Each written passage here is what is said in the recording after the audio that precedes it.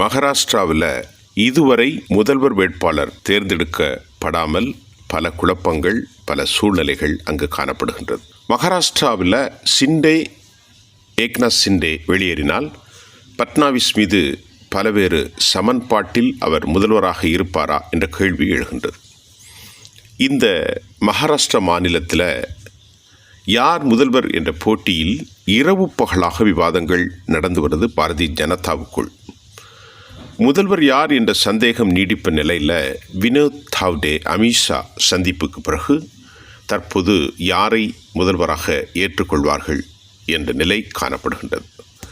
மகாராஷ்டிர புதிய முதல்வர் யார் நியமிக்கப்படுவார் என்பதை தாண்டி சிவசேனா தலைவர் ஏக்நாத் ஷிண்டே முதல்வர் போட்டியிலிருந்து தன்னை விலக்கி கொண்டார் என்றும் செய்திகள் வந்திருக்கிறது. பாஜக யாரை முன்னிறுத்துகிறதோ அதனை அவர் ஏற்றுக்கொள்வதாக தெரிவித்திருக்கிறார். இதனால் தேவேந்திர பட்னாவிஸ் முதல்வராகும் பாதை எளிதாகிவிட்டது. ஆனால் பாஜகவின் அறிவிப்பு வெளியாகாத வரை அது உறுதி செய்ய முடியாது. பாஜகவினுடைய பொதுச் செயலாளர் வினோத் தாவ்டே 2 நாளைக்கு முன்னாமோ நேற்று முன்தினம் என்று சொல்லலாம் உள்துறை அமைச்சர் அமித்ஷாவை சந்தித்து முதல்வர் வேட்பாளர் குறித்து பேசினார். அதாவது பிரதமர் மோடியும் அமித்ஷாவும் எப்போது என்ன முடிவெடுப்பார்கள் என்பது யாருக்கும் தெரியாது. மகாராஷ்டிராவில் ஒரு புதிய முதல்வர் என்பது குறித்து பாஜக தீவிரமாக ஆலோசித்து வருகிறது. தேர்தலில் ஒரு மாபெரும் வெற்றி கிடைத்துள்ளதால் பாரதிய ஜனதா ஒவ்வொரு அரசியல் சமன்பாட்டையும் ஒழுங்காக வைத்திருக்க விரும்புகிறது இந்த முறை.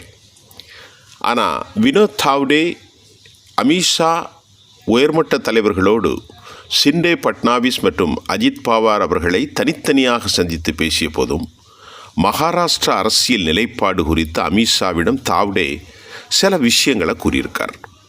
என்ன அப்படின்னு பார்த்தா, அரை மணி நேரம் நடந்த அந்த கூட்டத்தில் மகாராஷ்டிராவில் ஏற்பட்டுள்ள அரசியல் முன்னேற்றங்கள், புதிய ஆட்சி அமைப்புக்கான விவகாரத்தை குறித்தும் வினோத் தாவ்டே பேசியிருக்கிறார். மகாராஷ்டிராவின் மராட்டிய வாக்காளர்களுக்கு ஏற்படும் பல பாதிப்புகள் குறித்து அவர் பேசினார். என்னன்னு கேட்டால், பட்னாவிஸ் ஒரு பிராமின் சமூகத்தை சார்ந்தவர், சித்பவ பிராமணர்கள். ஆனால் அங்கே அவரை ஆட்சிக்கு கொண்டு வந்தால் மகாராஷ்டிராவில் மராட்டியத்தில் வாழ்கிற மராட்டிய மக்களுக்கு ஒரு பெரும் மன பாதிப்பு ஏற்படும் என்பதால் இப்பொழுது முற்போக்கு சமூகமான பட்னாவிஸை கொண்டு வருவதற்கு யோசிக்க வேண்டும் என்ற அறிவுரையை வினோத் தாவ்டே அமித்ஷா இடத்தில் கூறியிருக்கிறார். அதே நேரம் ஷிண்டே, பட்னாவிஸ், அஜித் பவார் உடனான சந்திப்புக்கு முன்புதான் அமித்ஷா தொடர்ந்து மகாராஷ்டிராவில் இருக்கக்கூடிய பல தலைவர்களிடத்திலே அவர்களுடைய கருத்துக்களை அவர் ஆய்வு செய்திருக்கிறார். அந்த கருத்தில் தான் தேவேந்திர பட்னாவிஸுடைய பிராமண சமூகத்திலிருந்து வந்தவர், ஏக்நாத் ஷிண்டே மராட்டிய சமூகத்திலிருந்து சேர்ந்தவர். மராட்டிய வாக்காளர்கள் மகாராஷ்டிராவில் மிக முக்கியமானவர்கள்.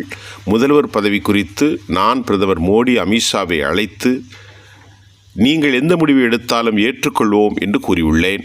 பாரதிய ஜனதா யாரை முதல்வராக தேர்வு செய்தாலும் அதை ஏற்றுக்கொள்வோம். ஆட்சி அமைப்பதில் எந்த தடையும் ஏற்படுத்த மாட்டோம் என்று ஏக்நாத் ஷிண்டே ஏற்கனவே குறித்து விட்டதாகவும் செய்தி வருகிறது. பட்னாவிஸை முதல்வராக்கினால் மராட்டியர்களினுடைய அதிருப்தியை சந்திக்கக்கூடும் அபாயம் இருப்பதாகவும் தற்போது செய்தி வந்திருக்கிறது. மராட்டியம் அல்லாத ஒருவரை முதல்வராக்கினால் மராட்டிய சமூகம் கோபப்பட்டு விடக்கூடாது என்பதற்காக பாஜக மேலிட தலைமையும் யோசித்து வருகிறதாம். மகாராஷ்டிராவில் பாரதிய ஜனதா முதல்வரானால் அக்கட்சியில் யார் முதல்வரானாலும் துணை முதல்வர் பதவியை என்சிபி, சிவசேனா ஆகிய கட்சிகளுக்கு அளிக்கும். என்சிபியில் அஜித் பவார் ஏற்கனவே துணை முதல்வராக பதவியேற்பது உறுதியாக இருக்கிறது.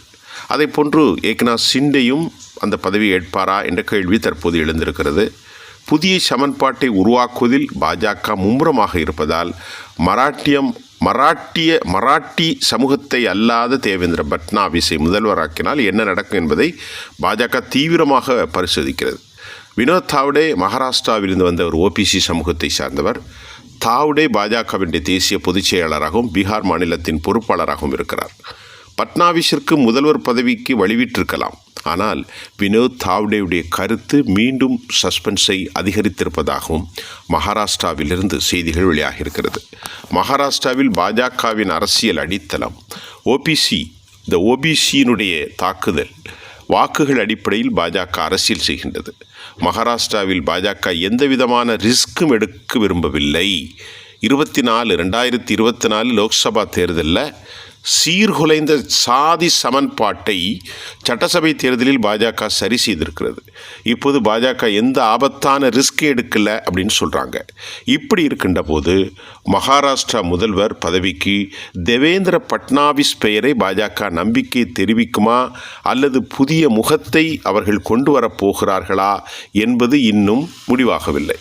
இதற்கு இடையில் இப்பொழுது நேற்று இரவு மீண்டும் மறு பேச்சுவார்த்தை கடுமையாக சென்று கொண்டிருக்கிறது. நேற்று நள்ளிரவு வரை இந்த பேச்சுவார்த்தை தொடர்ந்தது. இந்த பேச்சுவார்த்தையில் தேவேந்திர பட்னாவிஸ், ஏக்நாத் சிண்டே, அஜித் பவார், உள்துறை அமைச்சர் அமித்ஷா நள்ளிரவை தாண்டியும் புதிய முதல்வருக்கு யாரை தேர்ந்தெடுப்பது என்று வலிமையான பேச்சுவார்த்தை நடந்தது. தற்போது மகாராஷ்டிரா விவகாரம் பிரதமர் நரேந்திர மோடியின் ஒப்புதலுக்காக காத்திருப்பதாகவும் சொல்லப்படுகின்றது. ஏனென்றால் பாஜக சில விஷயங்களில் உறுதியாக இருக்கின்றது. பாரதிய ஜனதா மொத்தம் 132 இடங்களை வென்றுள்ள நிலையில் பட்னாவிஸை முதல்வராக்க வேண்டும் என்பதில் பாஜக மிக தெளிவாக இருக்கிறது.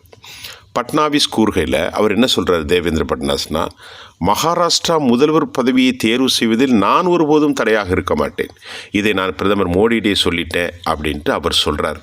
ஆனால் அதே நேரம் ஏக்நாத் சிண்டேக்கு மன வருத்தங்கள் இருக்கும். அந்த மன வருத்தத்தில் அவர் எப்படி இருப்பார், எப்படி செயல்பட போகிறார் என்பதையும் தாண்டி நாம் சொன்னது இப்பொழுது முக்கியமாக அங்கே பேசப்படுவது மராத்தா சமூகத்தை சார்ந்த ஒருவருக்குத்தான் முதல்வர் பதவி அலங்கரிக்க வேண்டும். தேவேந்திர பட்னாவிஸ் ஒரு சித்பவ பிராமண சமூகத்தை சார்ந்தவர். அதனால் மெஜாரிட்டேரியன் மராத்தா மக்களுக்குத்தான் அது கொடுக்கப்பட வேண்டும் என்ற குரல்கள் இப்பொழுது தாவ்டே மூலமாக அது வலிமையாக்கப்பட்டிருக்கிறது. ஆகவே தான் தற்போது காலதாமதம் ஆவதாகவும் அமித்ஷா ஆலோசனைகள் சென்று கொண்டிருப்பதாகவும் சொல்லப்படுகின்றது. ஒருவேளை சிண்டே துணை முதல்வராக வராத பட்சத்தில் அவரை மத்திய அரசில் ஒரு உயர்ந்த பதவிக்கு அவரை அமர்த்தலாம், அதாவது மினிஸ்ட்ரியில் அவரை சேர்க்கலாம் என்று சொல்லப்படுகின்றது. இப்போ புரிந்து கொள்கிறதா? ஹிந்து மதம் என்று சொன்னாலும் அங்கே சாதி மிக பெரும் ஆதிக்கத்தை மகாராஷ்டிராவில் செலுத்தி வருகிறது என்பது தான் நாம் சொல்கிறோம்.